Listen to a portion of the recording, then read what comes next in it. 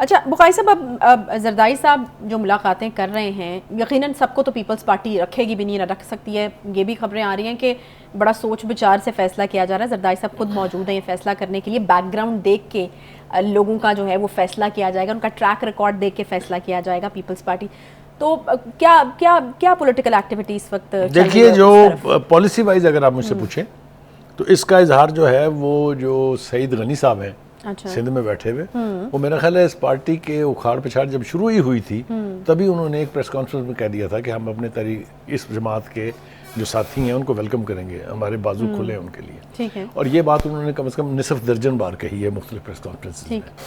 इसका मतलब ये हुआ कि वो पार्टी की पॉलिसी के खिलाफ कोई बयान नहीं दे रहे थे, क्योंकि किसी ने ये नहीं कहा कि आप ये क्या बात कर रहे हैं, ये क्या बेतुकी छोड़ रहे हैं आप। तो जो जरदारी साहब हैं वो तो फिर अल्टीमेट फैसले करेंगे ना, किसको क्या पोजीशन देनी, किसको कहाँ रखना है, किसको कहाँ रखना। तो पीपल्स पार्टी वाजे कर चुकी है कि हमारे दरवाजे खुले हैं उस जमात के लोगों के लिए जो छोड़ के आ रहे हैं खान साहब को। एक दूसरी बात है जमात इस्लामी।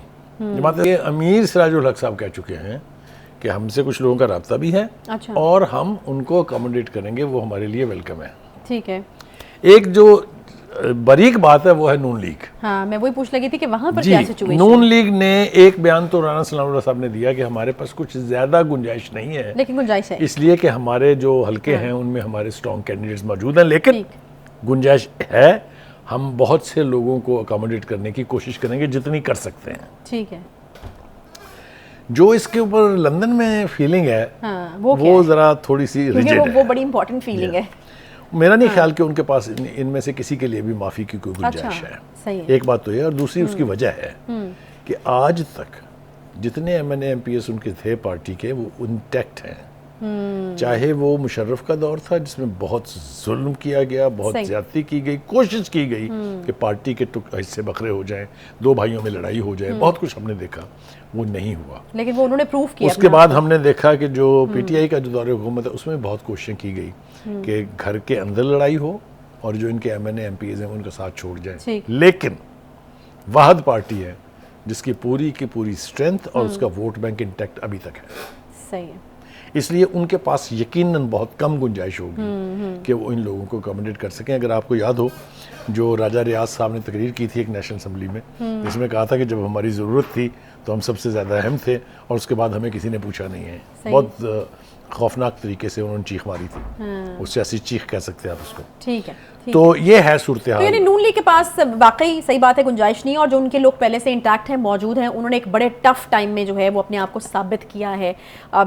यकीन रिकॉर्ड ही हम इसको कह सकते हैं, जो शायद किसी दूसरी पार्टी के पास उस तरह से ना हो, कि जितनी लंबी लंबी जेलें नून लीग के रहनुमाओं ने जिस तरीके से काटी हैं, बड़े टफ टाइम में खुद को प्रूव करना एक बड़ा काम होता है। और फिर उसके कंपैरेटिवली जो हाल हमने देखा है, जो पार्टी इस वक्त डिसमेंटल होती हुई हमें नजर आ रही है, उसका तो एक वाज़ेह फ़र्क जो है वो नजर आता है। एक छोटा सा यहाँ पे ब्रेक लेंगे, ब्रेक के बाद वापस आते हैं, साथ रहिए।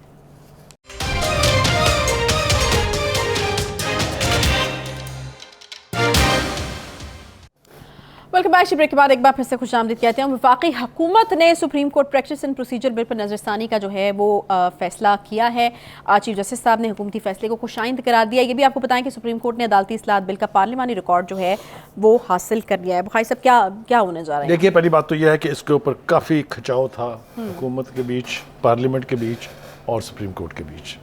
यानी पार्लियामेंट और हुकूमत एक तरफ थी, सुप्रीम कोर्ट दूसरी तरफ थी।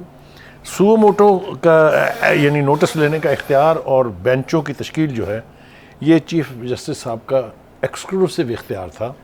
इसके ऊपर इस हुकूमत को एतराज़ नहीं था। पिछली जितनी हुकूमतें थी उन सबको एतराज़ था, जितने रिटायर्ड जजेस थे उनको एतराज़ था, जितनी बार काउंसिल्स थी, जितनी वकला की तंजीमें थी, उन सबको इसके ऊपर एतराज़ था कि ये इख्तियार एक्सक्लूसिवली चीफ जस्टिस के पास नहीं होना चाहिए। सही। सो मच सो कि जो जजेस इस वक्त बैठे हुए हैं वो भी इसके हक में थे, लेकिन चूंकि खान साहब जो हैं उनकी मोहब्बत में वो इस हद तक आगे चले गए थे कि कोई ढंग की बात, कोई लॉजिकल बात मानने के लिए तैयार नहीं थे।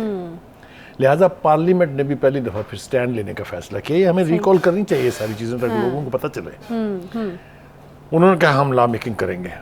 फिर उसके ऊपर साम बन के बैठ गया पहले तो सदर अलवी साहब, फिर उन्होंने वापस कर दिया बिल, फिर उन्होंने दोबारा पास किया, फिर उन्होंने जॉइंट सेशन में इसको पास कराया और यूं ये नोटिफाई होकर कानून बन गया। सही। सुप्रीम कोर्ट ने इसके ऊपर दरखास्तें दिलवाई, पहले खुद से रिट पिटिशंस करवाई और फिर इसके ऊपर रिव्यू का फैसला कर लिया कि हम इस केस को स्टडी करेंगे। अच्छी बात यह है कि इस तमाम तर खिंचाव और तनाव के बाद मेरे ख्याल से सुप्रीम कोर्ट अब इस नतीजे पर पहुंची है कि वो चाहती ये है कि ये ऐसा करने का क्रेडिट सुप्रीम कोर्ट को जाए।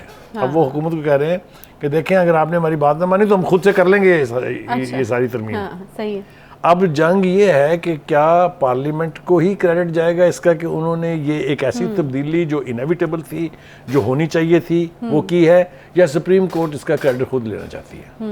वो लेना तो चाहती है, लेकिन अभी आगे आपको चीजें होती भी कैसे नजर आ रही जो चीफ जस्टिस साहब के आज के रिमार्क्स हैं कि हुकूमत और सुप्रीम कोर्ट बाहमी मुशावरत के साथ इस मसले को हल करें, ये एक अच्छा ओमन है, क्योंकि एक तवील मखासमत के बाद, एक तवील बिटरनेस के बाद हुकूमत और सुप्रीम कोर्ट और ख़ास तौर से चीफ जस्टिस साहब थोड़े से एक पेज पे आते दिखाई दे रहे हैं। अल्लाह करे कि ऐसा ही हो। जी सही। अच्छा बुखारी साहब, एक और ऑडियो लीक हमारे सामने थी, काफ़ी मुतनाज़िर रही। वो भी साबिक चीफ जस्टिस साकिब निसार के बेटे के तलबी का समन जो है उसे मुअत्तल किया गया है, तहरीर हुक्मनामा जो है वो जारी हो गया है। यहाँ पर क्या बात गिरफ्तारी तक पहुँच जाएगी, क्या होगा, क्या होता नजर आ रहा है? देखिए बात यह है कि ये फिर एक मामला है जो पार्लियामेंट की सुप्रीमेसी के साथ जुड़ा है। सही। ये जो ऑडियो लीक हुई थी ये आम सी बात नहीं थी, बड़ी खौफनाक बात थी कि एक साबिक चीफ जस्टिस जिनके ऊपर पहले से इल्जामात लगे हुए हैं कि उन्होंने उनको बहुत सपोर्ट किया, जो उस वक्त बरसर इक़्तिदार हुकूमत थी, उनके बेटे साहब टिकट के पैसों के लेन देन की बात कर रहे हैं और ख़ास तौर से कीमत तक तय है उसमें कि 1 करोड़ 20 लाख रुपए उनको चाहिए इसके लिए। क्यों इसकी तफ्तीश नहीं होनी चाहिए? और स्पेशली वो अपने वालिद के रोल का भी जिक्र उसमें करते हुए सुनाई दिए, तो वो मेरे ख्याल में एक मोहर सब्त हो जाती है जो इल्जामात पहले से मौजूद होते हैं इस तरह की चीज़ें। करेक्ट। अब सूरत हाल ये है कि इसके ऊपर भी अब तनाव है। अच्छा। सुप्रीम कोर्ट ने फिर इसके अंदर भी पंगा ले लिया है कि नहीं जी ये तो इनको कमेटी को समन करने का इख्तियार ही नहीं है। क्यों नहीं है भाई इख्तियार उनको? उनके पास मैंडेट है। आज उसकी वजाहत की है काफ़ी हद तक रज़ा रवानी साहब ने, अगर आपने देखा है, वो ये कह रहे हैं कि जो पार्लियामेंट के अंदर की कार्रवाई है, जो कि यकीनी तौर पर जो उसकी कायमा कमेटियां हैं वो पार्लियामेंट का हिस्सा हैं, पार्लियामेंट की एक्सटेंशन है, पार्लियामेंट को रिप्रेजेंट करती हैं, लिहाजा वो जो फैसले करे उसको सुप्रीम कोर्ट चैलेंज नहीं कर सकती आइन के मुताबिक। तो आज जो उसकी कायमा कमेटी की प्रोसीडिंग्स है वो ज़रा थोड़ी सी अलार्मिंग है। उन्होंने कहा कि हमने नोटिस भेजा, वो नहीं आए, हम समन भेजेंगे, वो नहीं आएंगे, अगर तो फिर हम वारंट गिरफ्तारी भेजेंगे। सही। इसका मतलब ये है कि पार्लियामेंट और पार्लियामेंट की कायमा कमेटी भी जो है वो स्टैंड ये भी कोई छोटा सा केस नहीं है मेरे ख्याल में। इसके बाद तो पूरा पंडोरा बॉक्स जो है वो खुल जाएगा अगर यहाँ पर इनको बुला के तफ्तीश की जाती है तो वो देखिए मेरे ख्याल से तो ये होनी चाहिए। इसके अंदर मुझे तो कोई खराबी नज़र नहीं आती है, क्योंकि सुप्रीम कोर्ट ने, मैं ये तो नहीं कहूँगा कि रेड लाइन बहुत दफ़ा क्रॉस की है, लेकिन बहरहाल रेड लाइन क्रॉस तो हुई है। पार्लियामेंट की सुप्रीमेसी अगर कायम नहीं रहेगी, जो कि mother of the all institutions है, ये जितने भी इंस्टीट्यूशन डाउन द लाइन है ये सारे उसकी तख्लीक करना है। सही। आइन का की बात करते हैं, जजेस भी करते हैं, सियासतदान भी करते हैं, हुकूमत भी करती है, अपोजिशन भी करती है। भाई बनाया किसने था ये? तो जो पार्लियामेंट आइन बनाने वाली है उससे ज़्यादा सुप्रीम तो कोई नेशनल इंस्टीट्यूशन नहीं है ना। सही। तो मेरे ख्याल से पार्लियामेंट की सुप्रीमेसी इस्टेब्लिश होनी चाहिए। This is demand of the democracy, this is demand of the modern time. वो अलग बात है कि किसी को शौक हो सदर बनने का, मैं इसके ऊपर इस वक्त बात करना नहीं चाहता, बाद में करेंगे इसके ऊपर, तो वो सारी जमहूरियत की बसात ही लपेट दे और उसको सबसे ज़्यादा मदद मिले हमारी आला अदलिया की तरफ से, ये भी बात ठीक। बिल्कुल, ये कहानी का आप जिक्र कर रहे हैं वो बिल्कुल मैं पहुंच गई वहाँ पे।